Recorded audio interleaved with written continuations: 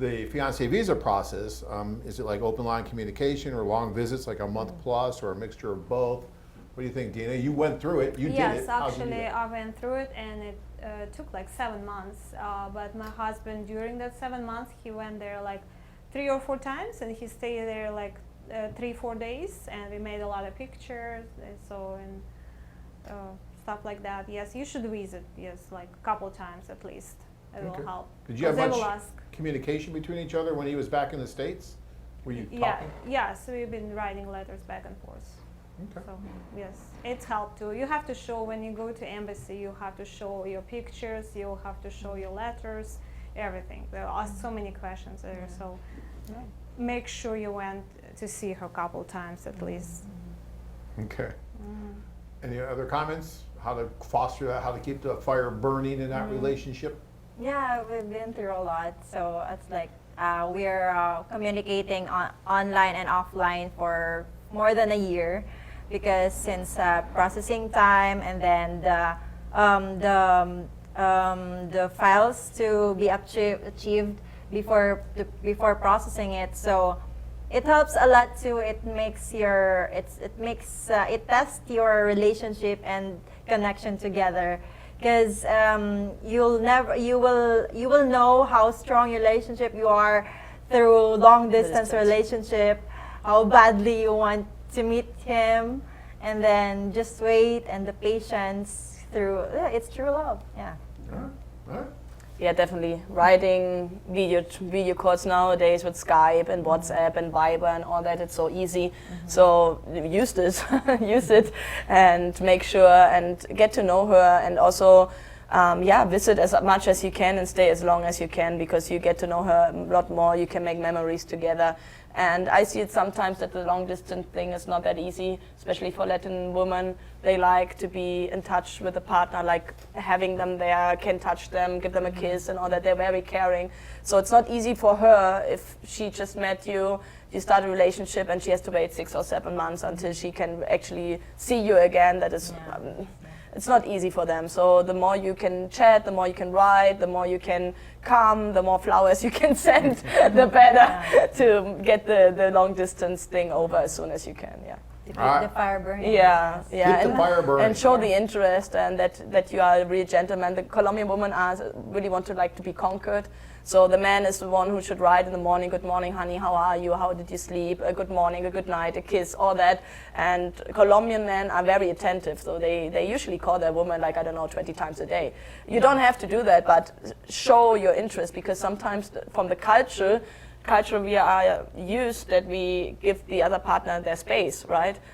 So we don't want to bother, we don't want to, The Colombian women love that, not to bother, but that you are there, that you are asking, what you doing, how are you, how was your day, what will you do now? And just write her 4 or 5 times a day, and she will be happy.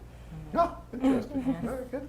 Francis has a question about Colombia, Philippines, or Ukraine. We'll start with Dina on this one.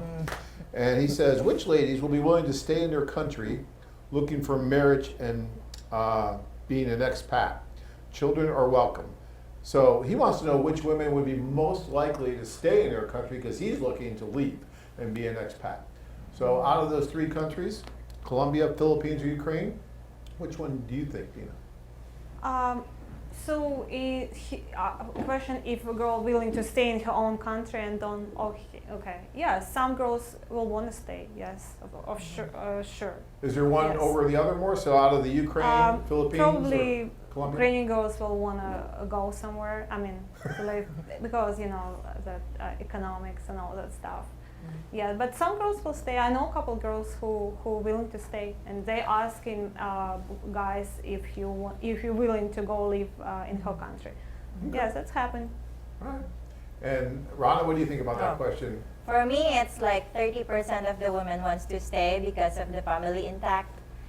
But 70% will mostly want to move where their husband, where they're, because they want to know more the culture, and of course the opportunity that this opportunity for like America, because when you call America, it's a big deal for Philippines. And then, the thing is that no matter where you are, I want to be where you are. Yeah. Okay, cool. And So Maria, you've seen this as well, and I know several men who have moved to Colombia actually. So the women obviously are okay with staying, but what do you think about that? the women love their country. Really, Colombians love Colombia. It's a great country. I moved to Colombia.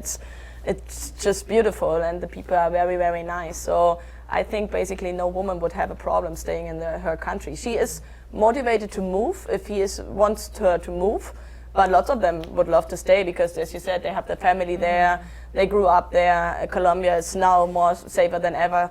The climate is great. If they have a good job, they make maybe not that much money, but they are okay, and they live in their family, as I said. So they would not have a problem to stay. Okay, you brought up a good point too, because Colombia still has a little bit of a lingering stigma, given the Pablo Escobar days and all that kind of stuff way back in the 70s Yeah. days of the cartels. So, being a woman living in Colombia, Cartagena, Barranquilla, Medellin, you've been all around. Do you feel safe? Do you think it is safe there?